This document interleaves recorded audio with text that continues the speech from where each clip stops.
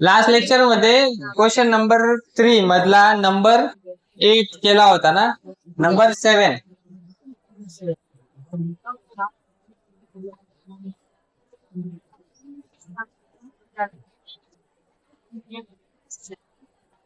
एक महत्वाची प्रॉपर्टी आहे जिचा यूज आपल्याला, म्हणजे तिचा यूज इम्पॉर्टंट आहे.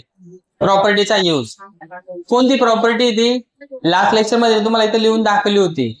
tan inverse x plus tan inverse y equal to tan inverse of x plus y upon 1 minus x into y. कोणाकोणाला आठवते ही property? tan inverse x plus tan inverse y equal to tan inverse of x plus y upon 1 minus x y, ही property. ठीक आहे. 7 काय ते example डबा खाव रे सांगा.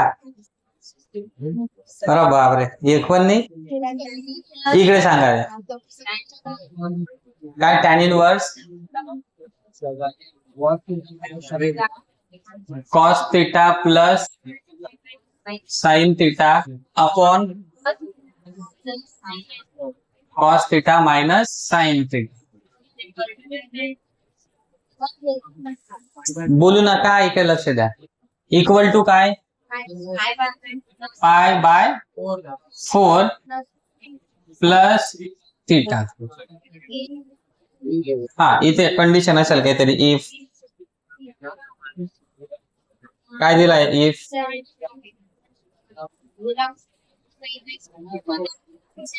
हा theta belongs to minus pi by 4 to pi by 4 का, असं का? मग हा प्रूफ आपल्याला करायचा आहे.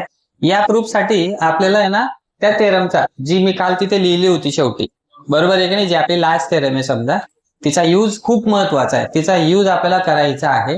तो करून घेण्यासाठी काय काय करावं लागेल इथं पहा, लक्षात घ्या. किंवा हा प्रूफ करण्यासाठी आपण ना लेफ्ट हँड साइड कन्सिडर करणार.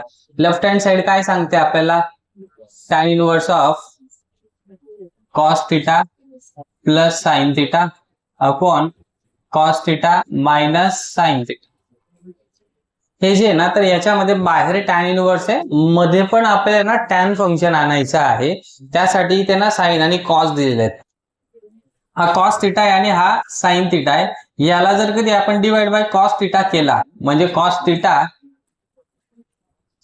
प्लस sin थीटा, याला जर कधी डिवाइड बाय आपण cos थीटा केला, तर हा cos सेपरेट होणार दोघांना, म्हणजेच cos theta upon cos theta plus sin theta upon cos theta असं. cos cos तर कॅन्सल होणार. sin अपॉन cos काय होतंय? बरोबर, tan थीटा. मग tan थीटा मिळाल्यामुळे आपल्याला काय करता येणार की हा जो 1 आहे तो 1 आणि हा tan थीटा, इथे पुढे अजून काही ऍडजस्टमेंट आहेत डिनॉमिनेटरला, त्या ऍडजस्टमेंट केल्यानंतर मग आपल्याला तो फॉर्म्युला यूज करता येईल. कोणता? तर tan inverse x plus tan inverse y equal to tan inverse of x plus y upon 1 minus x y. म्हणजे ही जी राईट हँड साइड आहे ना, तर हिच्या सारखं आपल्याला याला बनवून आणायचं आहे थोडक्यात, आणि तिला मग आपण असं लेफ्ट हँड सारखं लिहून घेणार आहेत. कसं ते पाहूया आता. मग त्यासाठी आपण सगळ्यात आधी ना cos theta plus sin theta हा जो आहे ना, तर याला एकट्यालाच नाही तर डिनोमिनेटरला आपण, म्हणजे numerator as well as denominator दोघांना डिवाइड बाय cos थीटा करून घेणार आहेत.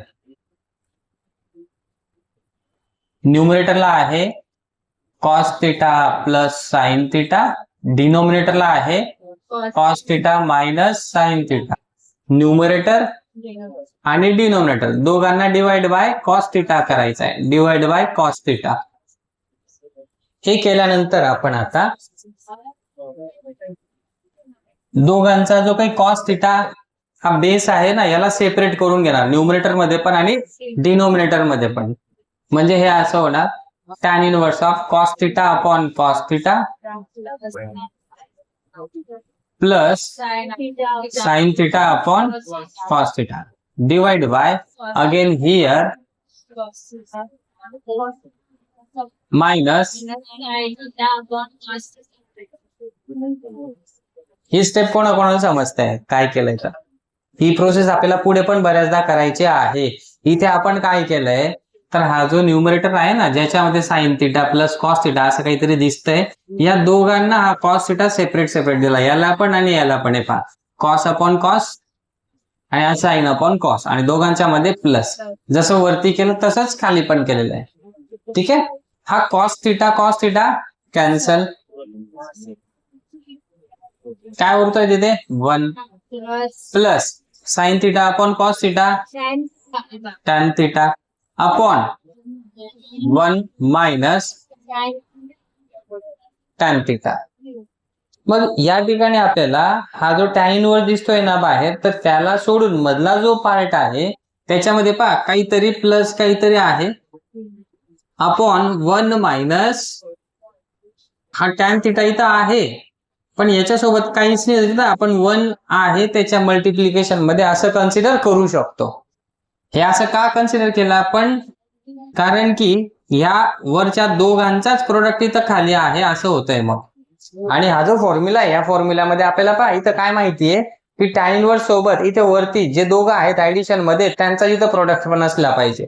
असं जर कधी असेल जे की इथं आहे त्या फॉर्मॅटला मॅच होतंय की नाही म्हणजे असं समजा की हा एक्स आहे आणि हा आहे वाय म्हणजे आपल्याला आहे ना हे ना असं दिसतंय आता की टॅन इनवर्स हा x plus y upon 1 minus x into Y या फॉर्मॅटला मॅच होत आहे ते.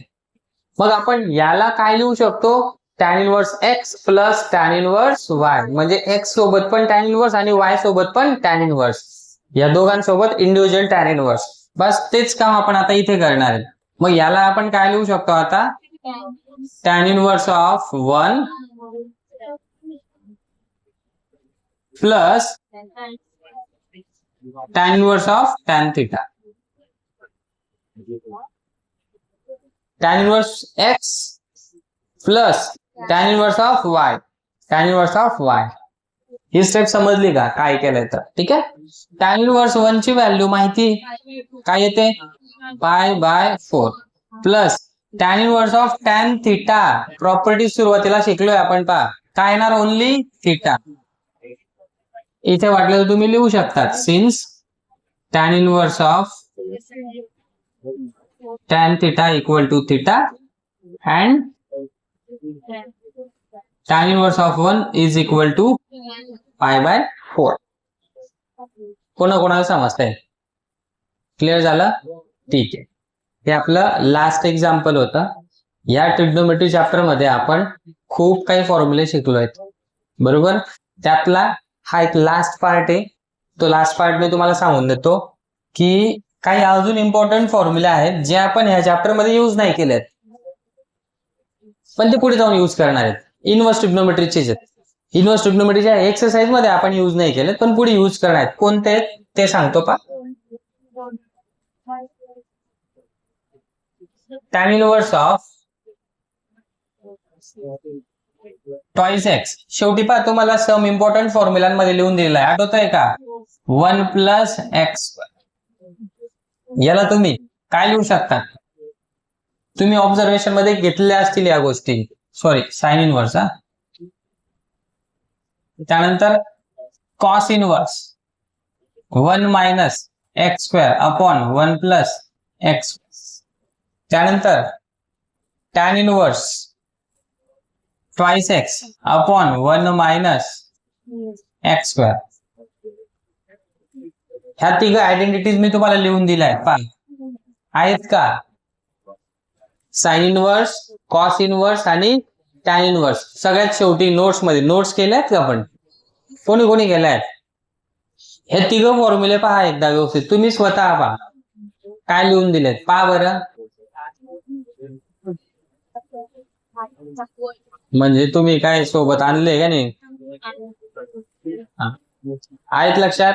ठीक आहे काय वाटतंय त्यांना कोण लक्षात राहण्यासारखे आहेत की नाही आहेत लक्षात ठेवण्यासारखे आहेत की नाहीत. हा फॉर्म्युले ना सुंदर आहेत एकदम फॉर्म्युले सांगा, लक्षात ठेवण्यासारखे आहेत की नाहीत?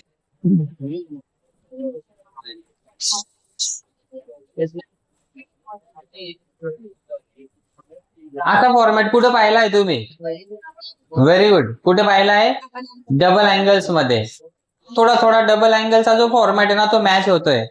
डबल अँगल्स मध्ये पहा, tan theta in term sorry sine two theta in terms of tan theta, असा काहीतरी फॉर्म्युला शिकलोय बा आपण.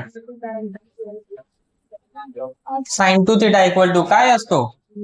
2 into tan theta upon 1 plus tan square theta, असं आहे. आठवतंय का? कन्फर्म? येस. कोणाकोणाला हे फॉर्म्युला आठवत आहे? साइन टू थिटाचा, त्यानंतर कॉस टू थिटाचा. कॉस टू थिटाचे तर आपण 4 फॉर्म्युले स्टडी केले सर. पहिला फॉर्म्युला कोणता आहे? Cos square theta minus sine square theta. दुसरा फॉर्म्युला कोणता आहे? 1 minus sine square theta 2 sine square theta. Third formula 2 cos square theta minus 1. Fourth formula 1 minus tan square theta upon 1 plus tan square theta. Notebook मध्ये पाहून नका बोलू, तो time गेला notebook मध्ये पाहून बोलण्याचा. आता तोंडी सांगता यायला पाहिजे, हा टाइम आहे. बरोबर आहे की नाही? हे होते कॉस टू थिटाचे 4 फॉर्म्युले. त्यातला जो लास्ट बोललो आपण कोणता होता? कॉस टू थिटाचा 1 minus tan square theta upon 1 plus tan square theta, तो होता. आठवतोय का? गुड.